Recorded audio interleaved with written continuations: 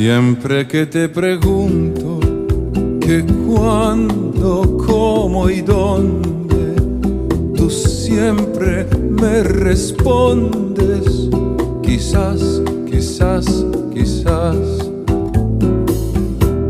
Y así pasan los días y yo desesperando y tú contestando quizás, quizás, quizás.